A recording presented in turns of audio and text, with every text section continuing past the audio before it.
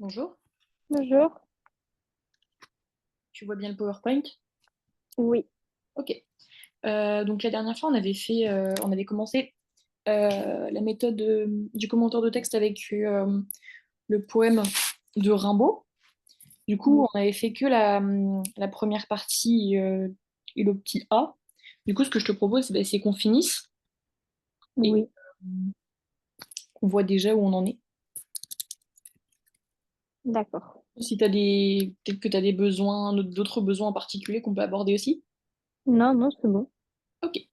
Alors, pour l'instant, je te remets le texte pour que tu l'aies en tête. Et après, on pourra s'y remettre.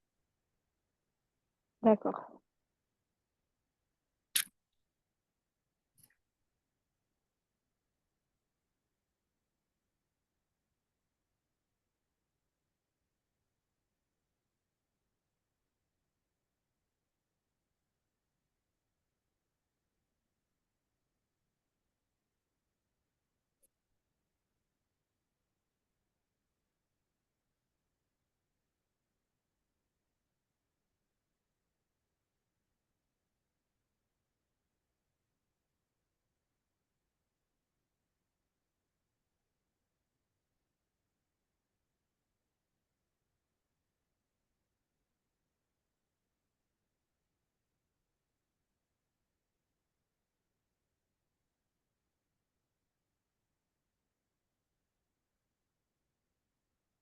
C'est bon. Ok. Euh, je vais te remettre aussi la partie on avait faite ensemble. S'il veut bien. Attends, parce qu'avec le partage d'écran, je suis un peu embêtée. Attends, tac. Ah, voilà. Je te remets le. Alors attends, ça c'était. Oui, ça. Je te remets juste ce qu'on avait lu, enfin ce qu'on avait fait là pour que tu l'aies en tête. Et puis après, on pourra continuer. D'accord. Juste que tu vois que tu puisses bien te remettre le texte en tête parce que c'est vrai que en une semaine, ça va vite.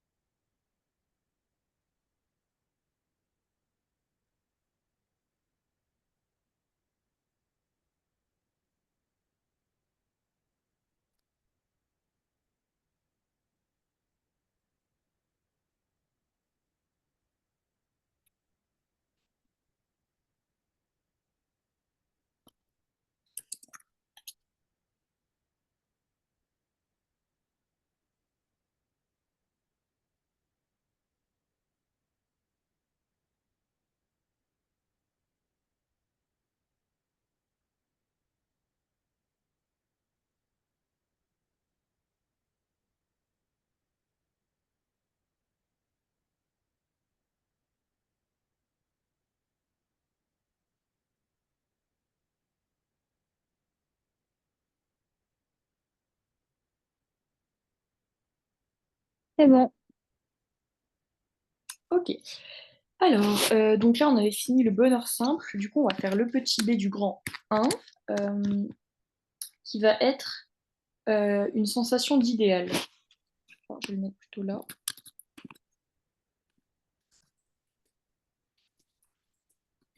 Mais la sensation d'idéal, c'est moi qui dois le trouver ou c'est déjà donné? C'est moi qui dois le trouver, non? Bah, là, en fait, pour l'instant, on fait vraiment la méthode. Donc, pour l'instant, moi, je te donne les axes, mais Ok. normalement, ce serait à toi de le trouver, ouais. En fait, tu vois, tout ce que tu vois là, ce que j'ai remis là, alors tout ce que... Ah, attends, je peux pas sélectionner. Tout ce que ce que j'ai sélectionné là, que je peux mettre en rouge d'ailleurs, ça serait à toi de le trouver normalement dans l'exercice. Mais là, vu qu'on fait d'abord la méthode, ce que j'aime bien faire, c'est d'abord voir le commentaire de texte avec moi qui donne les axes, pardon, pour que tu puisses trouver dans le texte les choses qu'il faut bien reformuler et tout. Et ensuite, petit à petit, je vais, par exemple, juste te donner la problématique, il faudra que tu trouves les axes, tu vois. Et petit à petit, je vais moins t'aider, enfin moins te donner les choses, et il faudra que tu trouves par toi-même. D'accord. C'est juste que normalement, en commentaire de texte, c'était en 4 heures. Là, on n'a pas 4 heures, donc c'est pour ça que je préfère te donner les axes pour qu'on puisse avancer plus vite. Ok. Voilà. Donc oui, normalement, ça serait à toi de les trouver normalement. Alors, pour cette sensation d'idéal, Tac. Qu'est-ce que tu pourrais trouver dans le poème pour parler de cette sensation d'idéal? Les sensations d'idéal, j'ai pas compris enfin, ce que je dois trouver. C'est quoi une sensation d'idéal? Bah, c'est le côté, le côté parfait, en fait. La sensation d'idéal, c'est ce que tu rêves d'avoir. Enfin, c'est ce que tu rêves de. Par exemple, je sais pas, admettons, enfin, je sais pas ce que tu aimes, mais admettons, si tu aimes les chats, bah, si ton chat idéal, c'est un chat noir, bah, tu vois, c'est ça. Ah, et là, on doit dire c'est quoi son idéal à lui? Oui, son idéal dans la vie, donc ce qui lui fait plaisir, ce qui le rend heureux, en fait. Comme le Bah, bonheur simple, mais pas pareil, c'est pas le bonheur simple, là. mais là, dans le texte, c'est des tartines de beurre et le fait qu'il puisse se reposer après avoir beaucoup marché. Ouais, mais là, en fait, le truc, c'est qu'il faut surtout qu'on regarde au niveau des sensations, pour qu'on voit comment. Il faut qu'on trouve, parce qu'en fait, il nous dit beaucoup de choses sur ces informations, sur les sens. Tu sais qu'on a les cinq sens, là, et il faut qu'on trouve des choses en rapport avec ça. Mais attendez, est-ce que vous pouvez remettre le poème, s'il vous plaît? Oui, bien sûr. Merci. Et est-ce que tu veux que je te l'envoie sur WhatsApp pour que tu l'aies sur ton téléphone? Ouais. Ou Comme ça. alors, je peux prendre en capture d'écran et Ah faire ça. oui, ouais, parce que comme ça, tu l'aurais, ça serait plus facile pour l'avoir tout le temps sous les yeux. C'est bon. Ok. C'est comme ça, après, on peut continuer d'écrire. Donc, tu vois, une sensation d'idéal, en fait, là, il faudrait dire que le poète nous offre une, donc une image sensuelle du bonheur. Donc, c'est-à-dire qu'il utilise cinq sens pour nous parler de ce qu'il apprécie. Et donc là, il faut qu'on regarde dans le texte tout ce qui se rapporte aux cinq sens. D'accord. Donc, euh, hmm,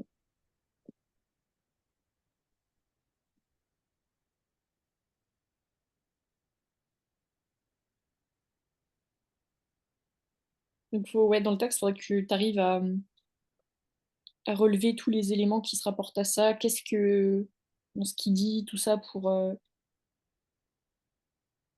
avoir le côté. bah, mais je sais pas si c'est cinq sens, l'odorat et tout. Oui, c'est ça. Enfin, L'odorat, l'ouïe, bah, le toucher.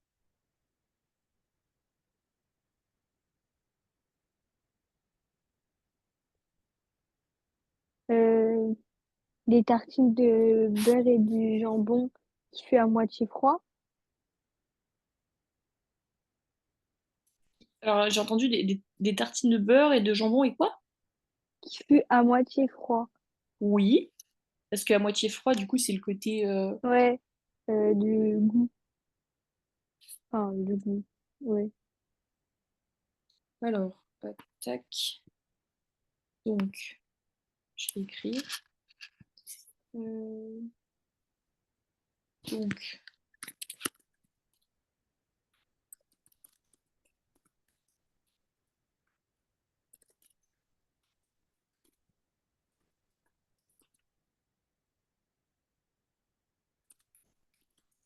Ah, du jambon rose et blanc parfumé d'une gousse d'ail. Est-ce mhm, que ça aussi c'est bien ou pas?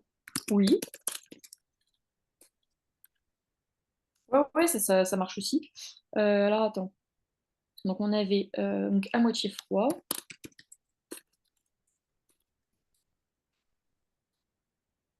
On a.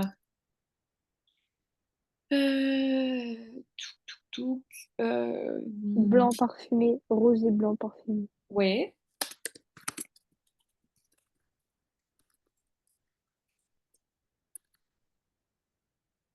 Euh, Est-ce que tu trouves d'autres choses? Hmm,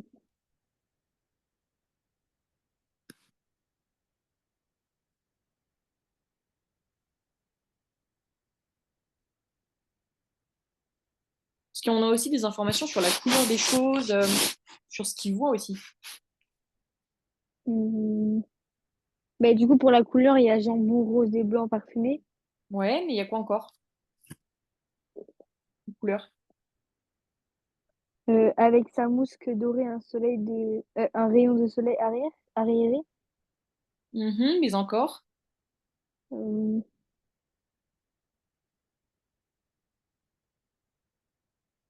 La table, elle est de quelle euh, couleur? du jambon tiède dans un plat coloré.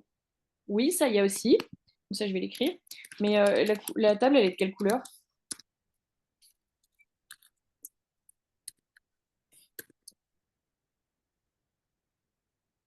Ah, la table verte. Ouais. Ça, c'est important, en fait. On peut renvoyer ça, cette couleur-là, elle peut être renvoyée au titre du poème qui est quand même le cabaret vert. Ouais, Alors, alors, cette correspondance, donc on peut dire du coup que cette correspondance entre le sens nous rappelle l'idéal poétique de Baudelaire.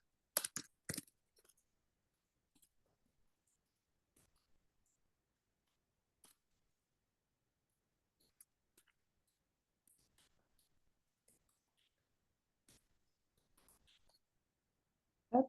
Euh, donc, le bonheur,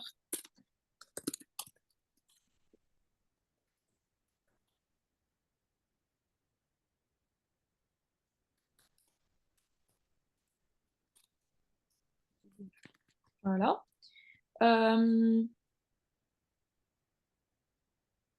donc là, on va parler du fait que la couleur donc, de la table, donc, qui est la couleur verte, on peut dire qu'elle peut être associée au nom du poème Cabaret vert.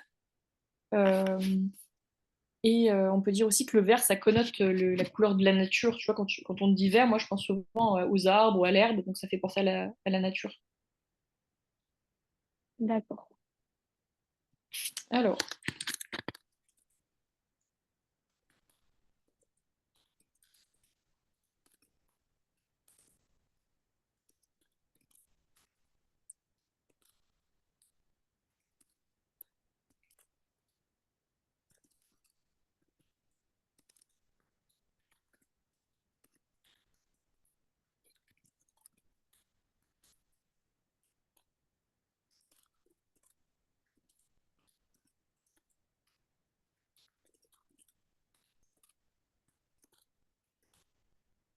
donc on a ouais, le mal, ça peut être bien.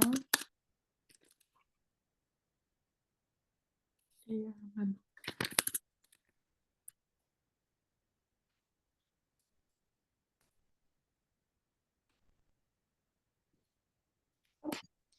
donc ça, je vais mettre ça en plus petit pour mettre la place. Hop. Tac. Alors, ah oui. Faut aussi qu'on dise que du coup, la nature, enfin, ça rappelle aussi la liberté. Oui, Souvent, quand on se balade en forêt, on a un peu une sensation de liberté. oui. Et en fait, on peut associer ça au fait aussi que là, Baudelaire, il savoure aussi une sorte de liberté quand il savoure ses plats, enfin, son plat dans l'ambiance chaleureuse du chalet, parce que après 8 jours d'errance, il est enfin posé, etc., quoi. Donc, Ok, on a ce côté-là aussi de, de bonheur et de liberté. Hop,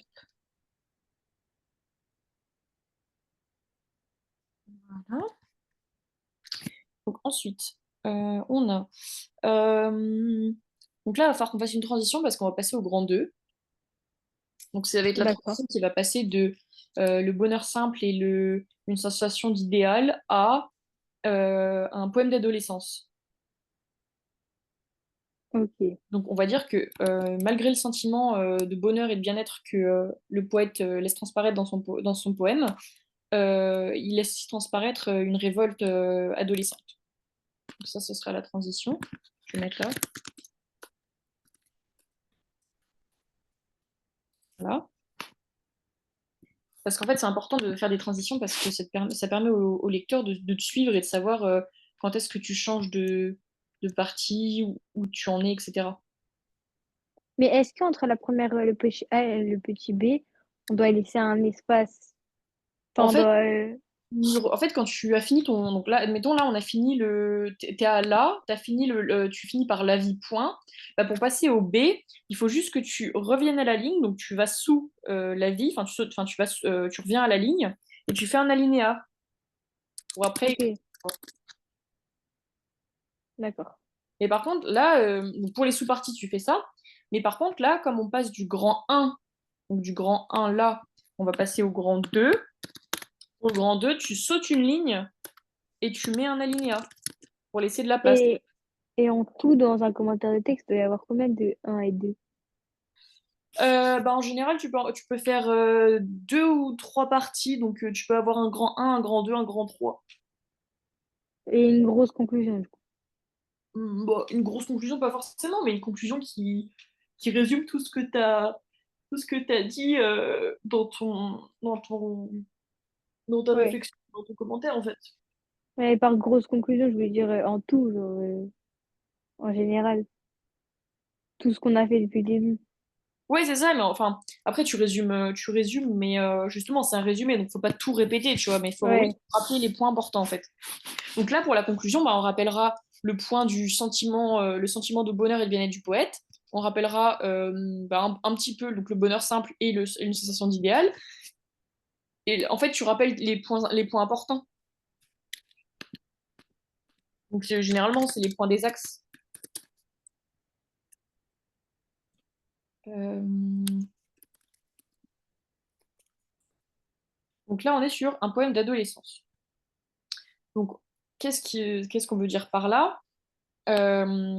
C'est que, ben, en fait, Rimbaud, il a écrit jeune ses poèmes, assez jeune. Donc, il y a ce côté-là aussi.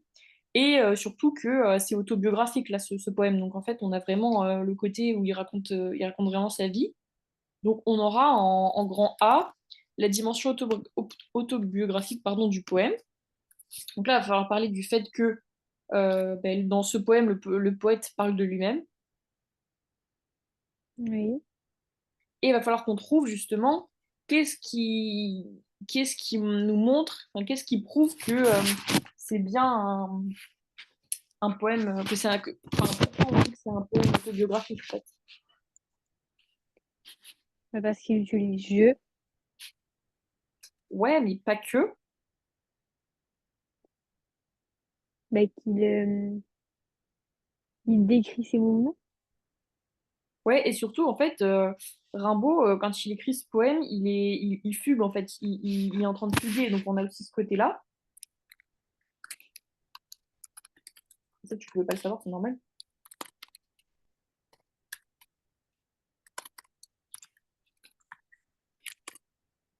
Et comme il a fugué, bah, du coup, on a le côté de l'errance qui est évoqué, puisque comme il fugue, il erre aussi.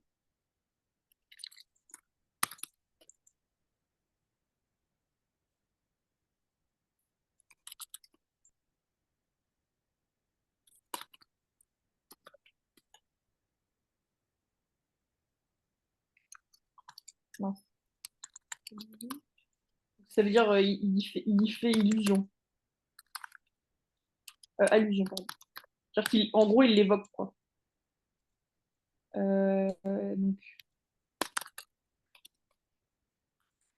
Donc là, en fait, on sait que Rimbaud écrit ce poème pendant sa fugue. Et justement, le poème, quand on regarde, il commence par «Depuis 8 jours, j'avais déchiré mes bottes».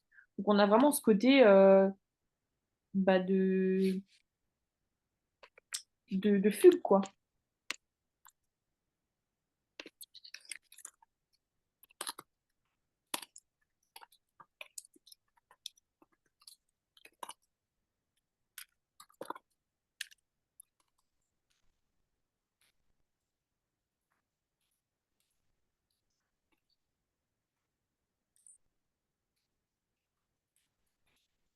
Euh,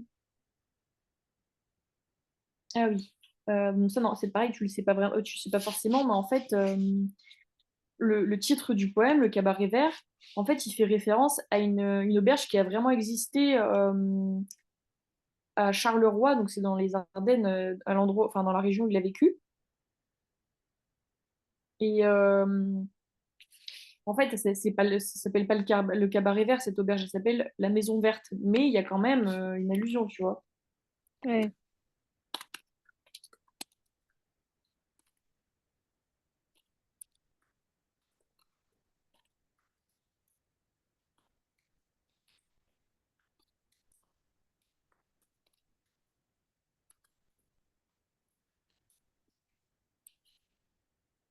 Pardon. Hop,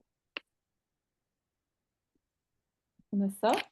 Euh, après, euh, on a aussi, qu'est-ce qui montre aussi que ça peut être un récit qu'il a vraiment vécu et qui nous raconte vraiment? Euh, oh, quand ah non. Attendez, je reviens sur le poème. Mhm.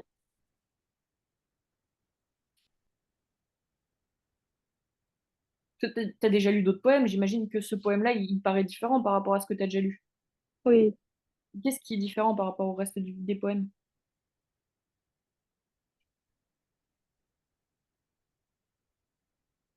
Hmm,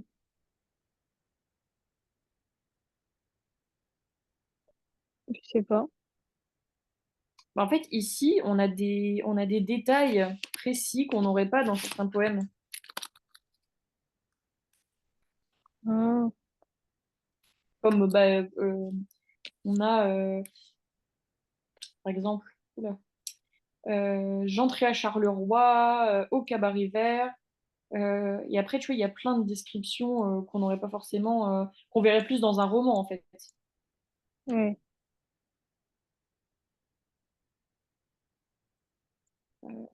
Qu'est-ce que je voulais dire déjà?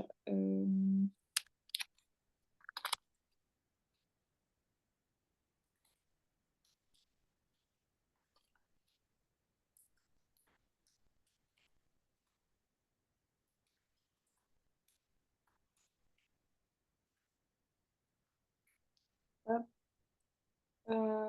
donc, euh,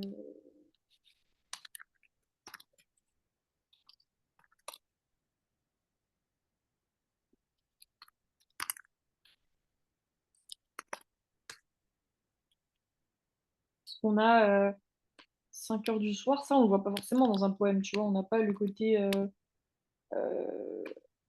avec une heure précise, quoi. Ouais.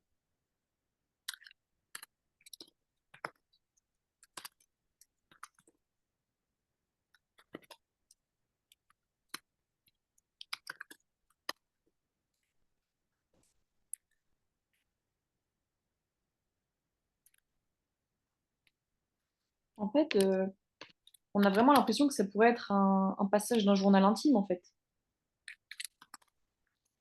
Oui.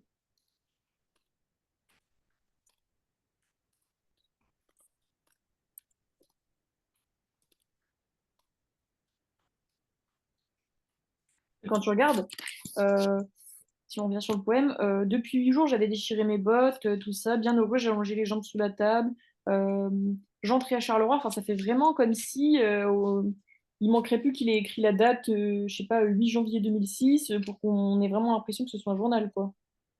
Ouais. Donc ça renforce aussi le côté autobiographique, parce que dans les journaux intimes, en général, c'est de l'autobiographie.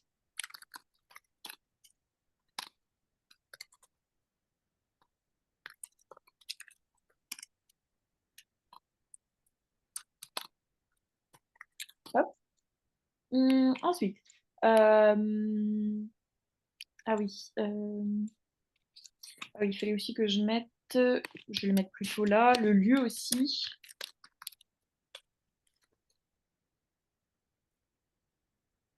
Euh,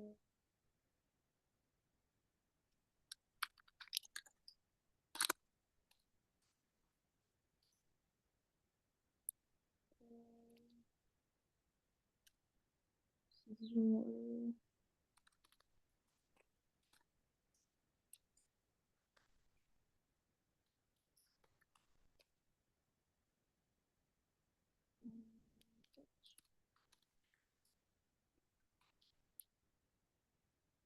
à Charleroi.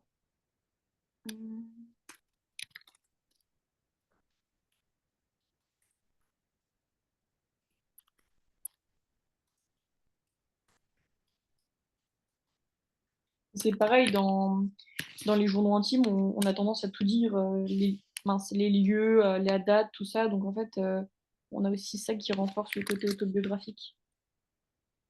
Ok. Hein, voilà. Ensuite, euh, qu'est-ce qu'on pourrait dire d'autre par rapport au poème? Hormis que, donc, bon, ça c'est un poème, mais il a des allures d'autre chose. À part un journal intime, ça pourrait être quoi aussi? Hmm, Est-ce que tu connais d'autres types de carnets ou de journal où on peut noter des choses comme ça, des lieux et des dates? une lettre, mais Alors, une on lettre, dirait pas trop une lettre. il y aurait sûrement un destinataire. Ouais. Hmm,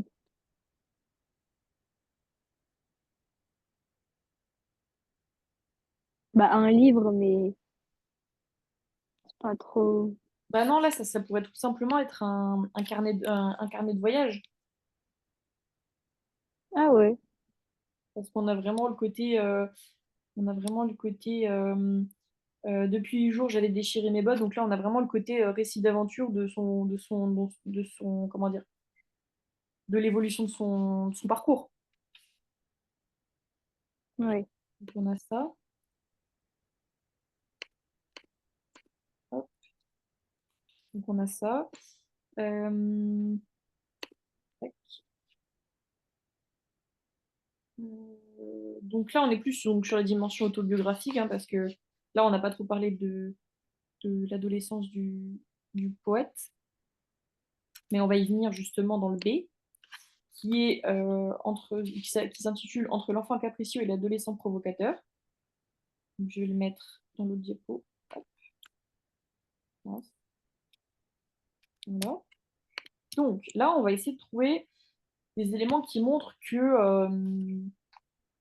bah, on voit un peu le côté enfant capricieux et le côté adolescent. Ok.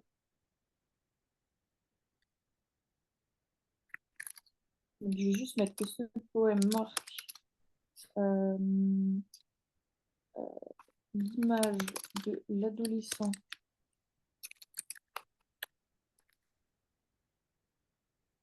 Non, l'image de l'enfant, pardon, de l'enfant qui n'est plus et l'adulte en devenir. Enfin, l'adulte qui n'est pas encore.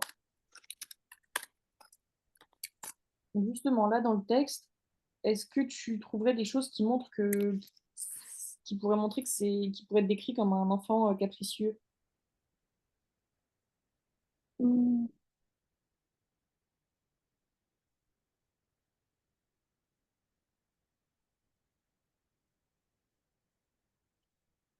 je demandais les tartines Euh, et j'avais déchiré mes bottines. oui, parce que le côté je demande des tartines, ça montre en fait qu'il s'exprime bah, de façon simple et familière. En fait, ça, on le verrait pas. Je demandais des tartines dans un poème normalement. Un poème, c'est censé être beau, c'est censé être joli, il est censé y avoir des mots recherchés.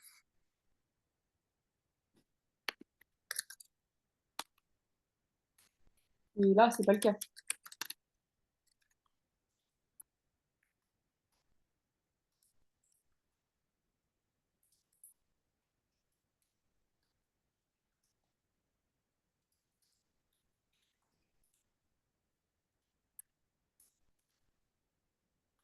J'ai mis Baudelaire, je suis débile, moi. C'est euh,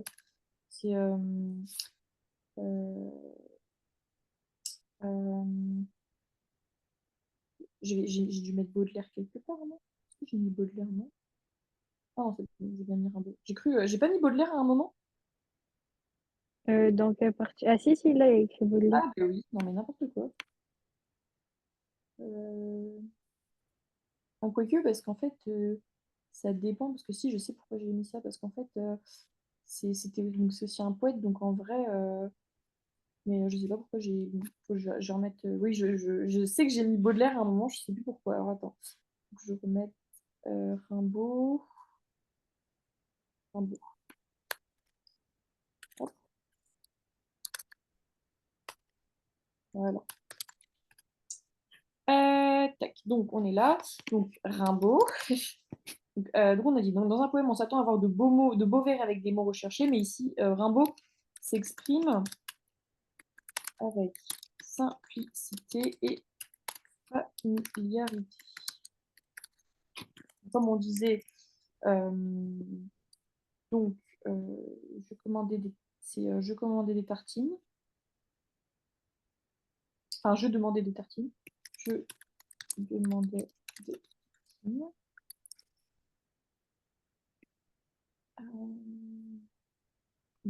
Tac, il y en a pas encore. Euh, Est-ce que tu aurais d'autres éléments du texte qui montrent que on aurait l'impression que c'est un enfant qui s'exprime dans ce qu'il dit?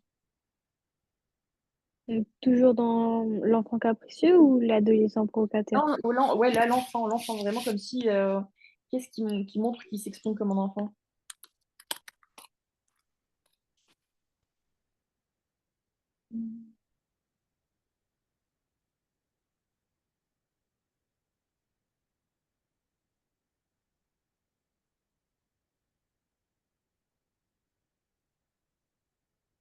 Euh, Bienheureux, j'allongeais les jambes sous la table. Oui, parce que là, on peut dire qu'il il se contente de. Enfin, ça, on l'a déjà dit tout à l'heure, mais oui, ça pourrait. Oui, c'est ça. Alors, bienheureux.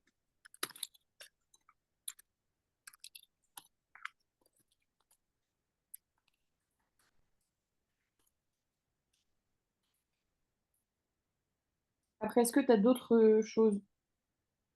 Non, enfin, j'ai pas trouvé autre chose.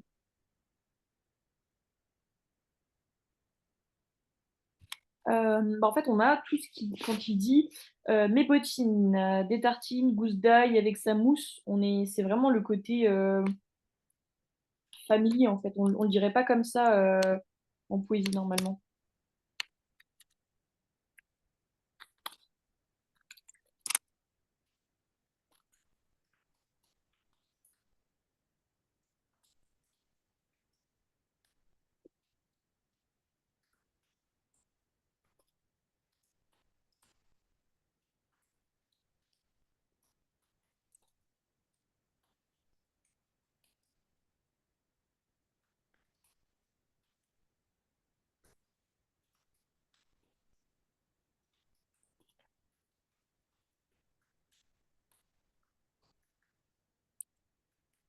Ça, t'es d'accord? T'as pas, enfin, qu'on n'a pas l'habitude de voir ce genre de choses, enfin, ce genre d'expression comme ça dans un poème. Non. Ça, Enfin, si, c'est dans les poèmes de maintenant, mais à l'époque, non. Alors, on a aussi, donc là, il faudrait que tu regardes dans sa vision du monde, parce que, en fait, la manière dont il, attends, je vais le noter, parce que sinon j'ai oublié, la manière dont il décrit et voit le monde nous pousse à croire que le monde travers les yeux d'un enfant. Est-ce que tu pourrais regarder, donc du coup, dans ce qu'il décrit et dans ce qu'il voit, qu'est-ce qui pourrait montrer que on dirait un enfant? dans ce qu'il décrit, ce qu'il voit. Ouais. Ah,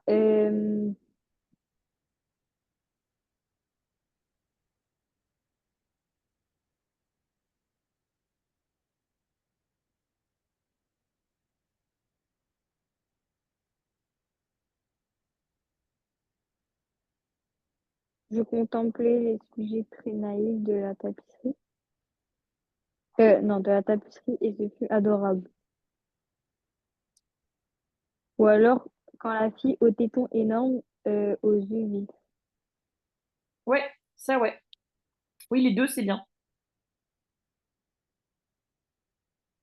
Alors, on va noter. Donc on a ça et ça. Hop, je le note là.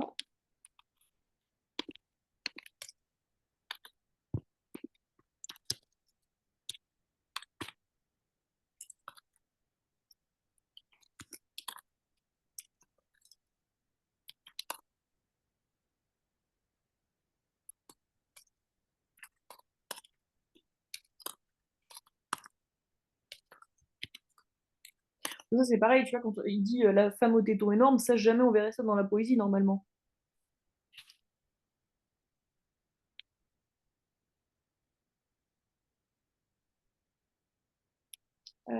Après, on a aussi le fait de... là, du coup, il faudrait qu'on maintenant on regarde le côté adolescent. Euh, Qu'est-ce qui montre aussi qu'on a l'impression d'avoir affaire à un adolescent? Hum, un adolescent, bah, c'est-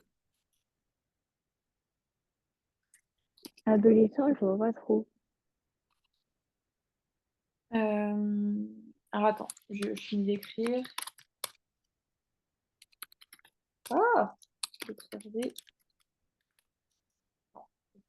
d'observer un adolescent. En fait, on a le côté adolescent parce qu'il découvre le monde un peu, en fait. Il commande des choses une auberge. Il y a aussi le côté... il décrit la fille au téton énorme, donc ça fait vraiment adolescent qui découvre un peu les choses, quoi.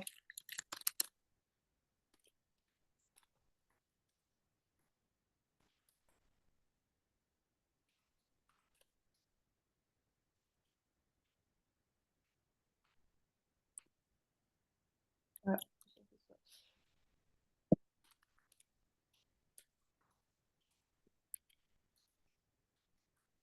En fait, il s'attarde sur des détails qui sont pas importants, quoi.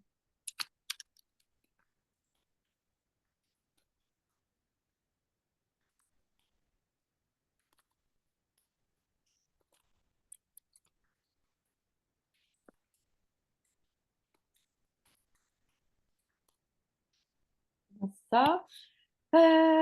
Touc, touc, touc.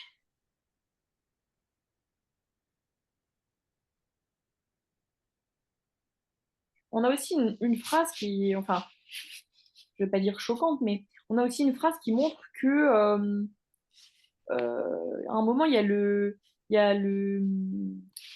poète qui intervient et qui dit une phrase.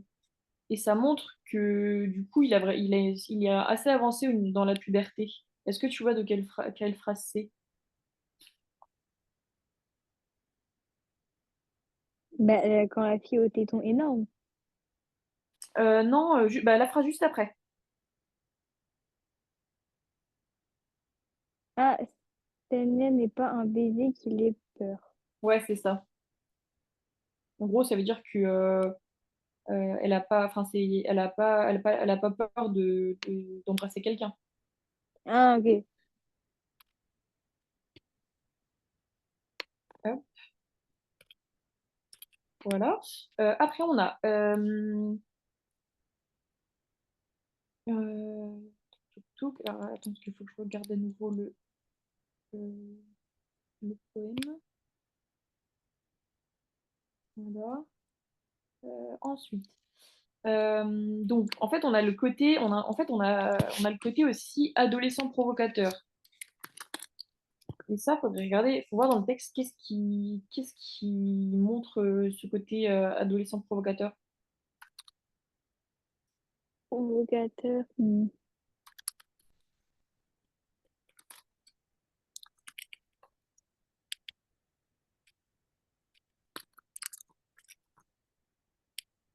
J'avais des shrimp boschines. Oui, on pourrait dire oui. Comme si c'était des bêtises. Enfin, ouais.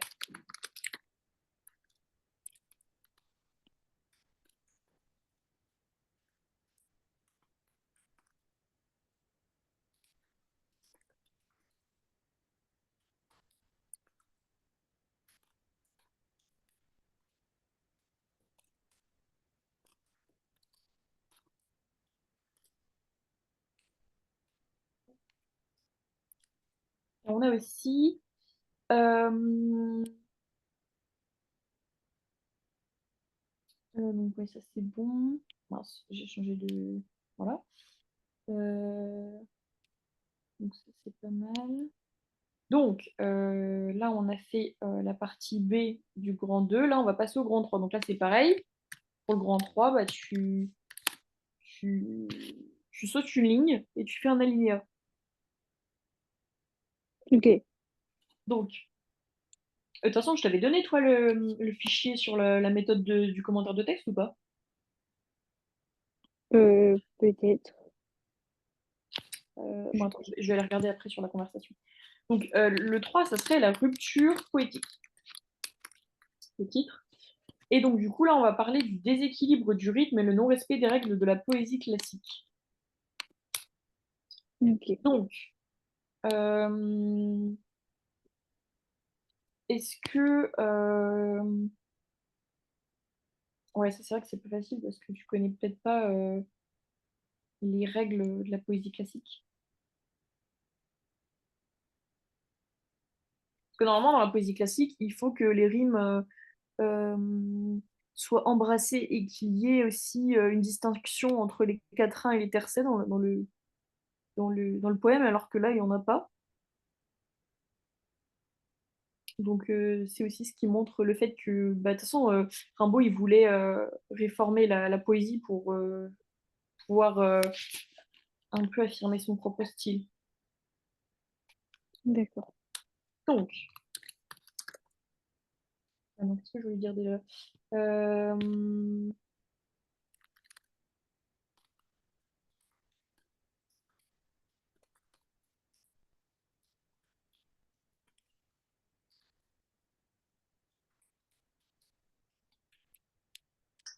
Euh, tout, tout.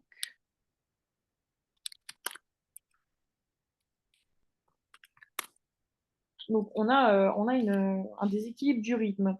Parce qu'en fait, si on regarde, donc là, on a des alexandrins. Donc, est-ce que tu sais ce que c'est déjà des alexandrins? Non. Les alexandrins, alors je vais le noter. Donc, les alexandrins, alors attends, on va mettre ça dans un truc qu'on va appeler vocabulaire.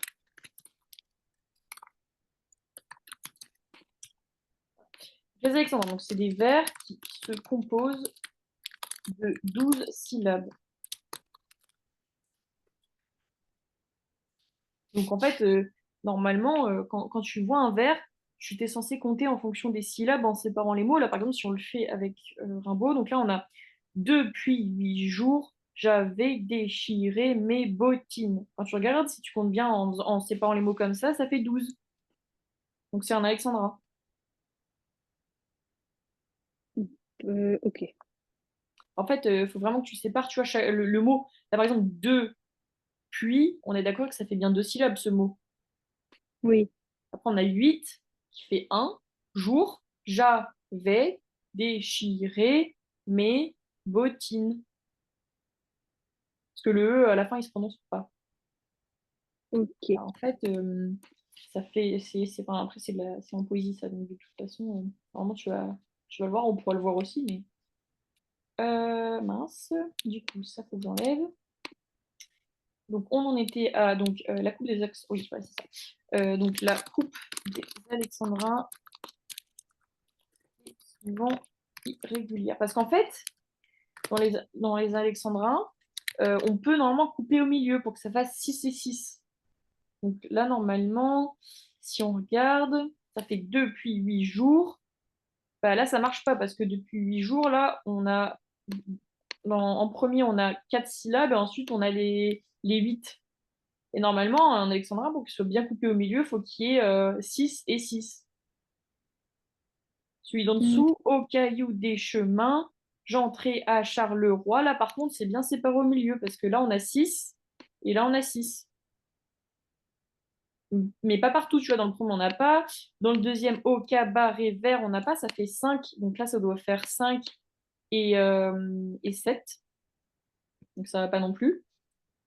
Donc tu vois, on a ce problème-là aussi. Et ça, en fait, dans la poésie classique, ça va pas du tout, hein. Les poètes de l'époque classique, il fallait absolument que tout soit bien carré, quoi. Mm. Euh, donc, cela donne un rythme boiteux et dissymétrique.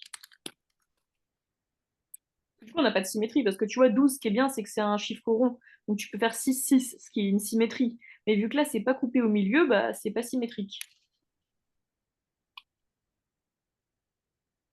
Donc on n'a pas ce côté-là.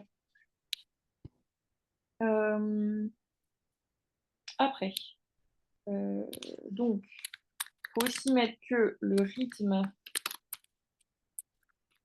régulier est créé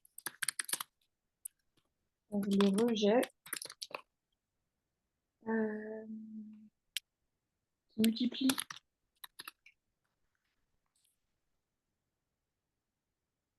les ruptures de rythme.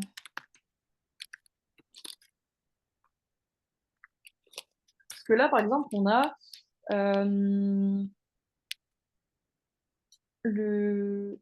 le problème là. On a... Qu'est-ce que je peux avoir comme exemple? Bah, en fait, là, j'avais déchiré mes bottines au caillou des chemins. Donc là, normalement, on aurait pu le mettre à côté, mais vu qu'il faut que ça fasse 12 bah, du coup, on le remet en bas. Donc c'est ce qu'on appelle un rejet. On a j'entrais à Charleroi avec après le trait d'union au cabaret vert. Deux points, je demandais des tartines. Donc ça, c'est aussi, ça coupe aussi le rythme. Donc on a tout ça qui montre que là, par exemple, c'est pareil, bien heureux. J'allongeais les jambes sous la table, tu vois, au lieu qu'on mette le vert qui qualifie la table à côté de table, on l'a mis en dessous. C'est ce qu'on appelle un rejet aussi. Donc ça casse le rythme. Parce que du coup, tu le lis en disant, au lieu de dire bien heureux, j'allongeais les jambes sous la table verte, on va lire bien heureux, j'allongeais les jambes sous la table verte, je contemplais les sujets très naïfs de la tapisserie. Et ce fut adorable. Quand la fille au téton énorme, aux yeux vifs, tu vois, on n'a pas du tout le même rythme en fait. Parce qu'on Ouais. on s'arrête pas de la même façon pour lire. Donc ça, c'est aussi important. Et donc on va revenir aussi, donc comme je disais, sur les règles des classiques, enfin les règles les règles classiques du sonnet qui ne sont pas respectées, parce que les rimes sont croisées au lieu d'être embrassées. Donc est-ce que tu sais ce que c'est les rimes croisées et embrassées? Non. Alors, en gros, donc les rimes, c'est le son qu'il y a à chaque fin de Oui. vers. Donc, tartine rime avec non, bottineux rime avec tartineux. Et roi avec froid. Donc là, on a. Attends, est-ce que je peux. Non, je peux pas dessiner sur celui-là. Bah, en gros, ça fait bottine qui va. Bottine qui. Enfin, est-ce que tu vois mon curseur ou pas? Oui. Ok.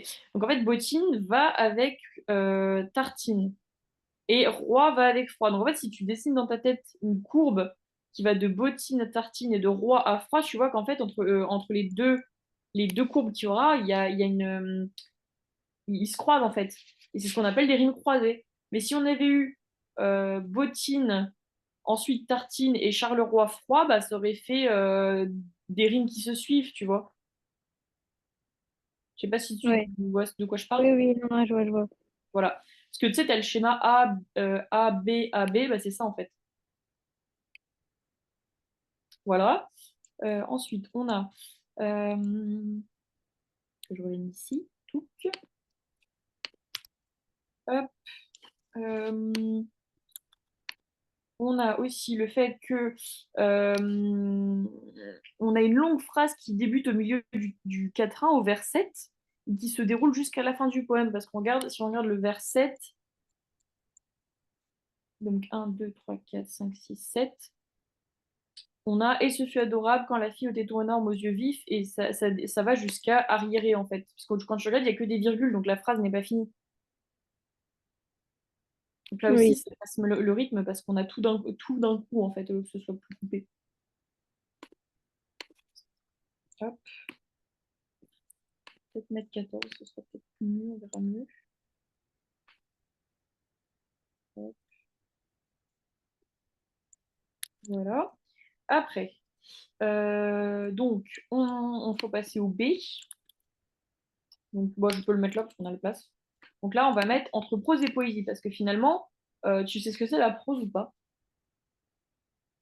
Euh, le mot, il me dit quelque chose, mais je sais pas ce que c'est. En fait, la prose, c'est la différence, c'est l'opposé de la poésie. La prose, c'est quand tu lis un roman, quand il n'y a pas du tout quand il n'y a pas de vers en fait. Ok. Donc, je vais le mettre là.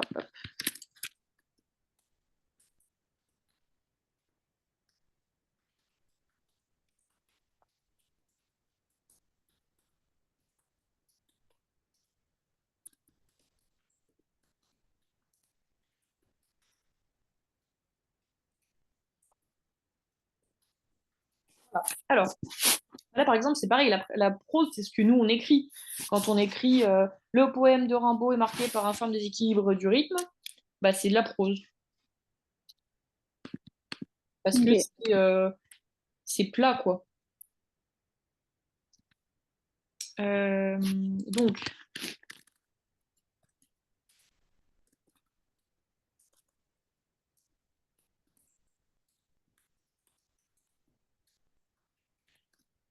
Donc, là, on va dire qu'il oscille justement entre prose et poésie. euh, Parce qu'on n'a pas que de la poésie, en fait. On a de la poésie, mais son récit, ça fait penser à un roman, en fait. Euh,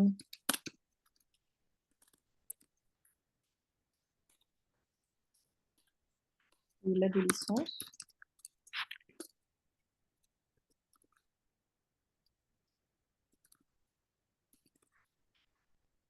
Tac.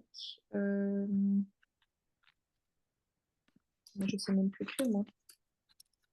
Voilà. Donc ensuite, euh, donc quand on regarde, en fait normalement en poésie, il faut qu'on ait des rimes qui soient riches. Ça veut dire que les mots doivent bien rimer ensemble, dans le sens où dans les syllabes, il faut qu'on ait le plus de sons qui riment ensemble. Donc là par exemple, bottine, tartine, ça fait juste in. Donc du coup c'est pauvre. Hmm. Alors que si on avait, je sais pas, bottine et bobine, ce serait peut-être un peu mieux. Mais pourquoi? Enfin, là, je vois pas pourquoi ça serait mieux.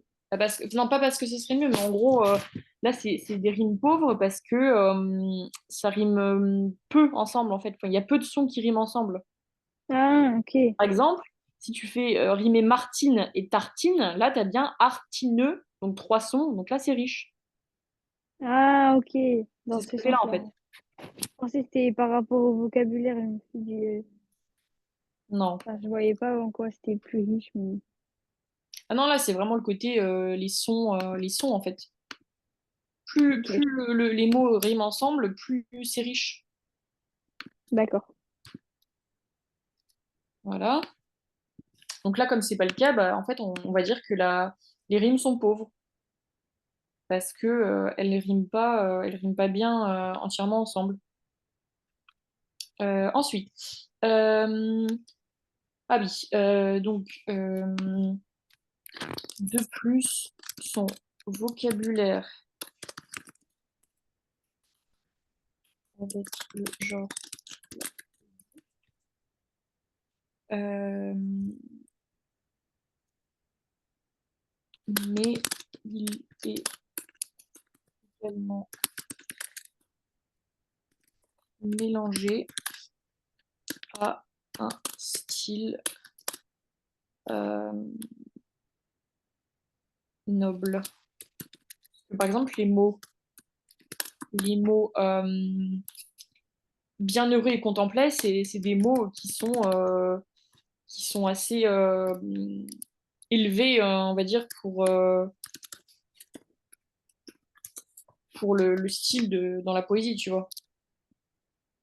Bienheureux et contemplé, c'est des mots qui sont plus nobles que tartine, tout ça, quoi. Que gros téton, tout ça, tu vois.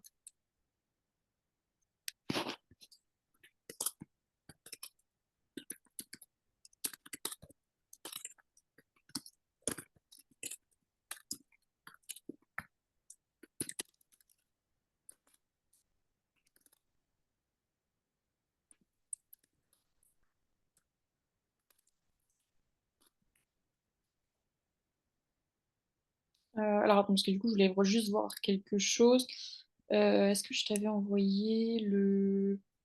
Oui, ah oui, je te l'avais envoyé le fiche de la méthode de commentaire. Donc, il faudrait que tu regardes. C'est juste un peu plus haut. C'est juste au-dessus de la séance 15 si jamais tu veux la revoir. Ok, attends. Parce que bientôt, je pense qu'on fera des commentaires où je t'aide moins. Donc, du coup, enfin, où Ah oui. je te donne moins de choses. Donc, du coup, il faudra que tu connaisses la méthode. Ou après, tu pourras l'avoir sous les yeux. C'est pas grave. Oh non, c'est bon, j'ai vu. Hop,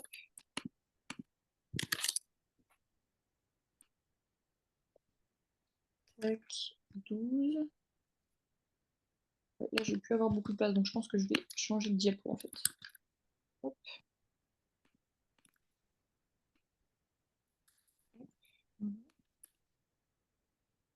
Je vais changer la taille. Voilà. Tac. Donc après, on disait quoi? Donc, il y a l'imparfait, il y a aussi... Est-ce que quand tu regardes dans le texte, là, qu'est-ce qu'il y aurait comme temps verbaux dedans? Il y aurait quoi à part de l'imparfait? Hmm.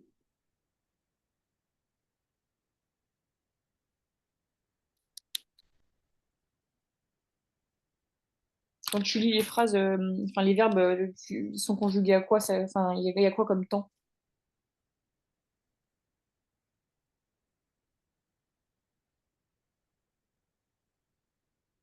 Euh, bah, dans le premier, il y a écrit déchiré. Ouais, j'avais déchiré, c'est quoi comme temps ça? Bah, j'avais, c'est l'imparfait, Ah, mais là, c'est un temps composé, j'avais déchiré. mais c'est de l'imparfait, non? Bah non, en fait, alors, c'est presque ça, c'est parce que donc, le j'avais, c'est l'auxiliaire, et le déchiré, c'est participe passé. Donc là, c'est Ah, du c'est plus que plus parfait. que parfait. Ah, ok, Ouais, ouais. voilà. Donc bah là, pour la prochaine fois, on finira cette partie en identifiant le reste des temps verbaux, et comme ça, on pourra passer à autre chose. Ok. Est-ce que tu as des questions? Non. D'accord.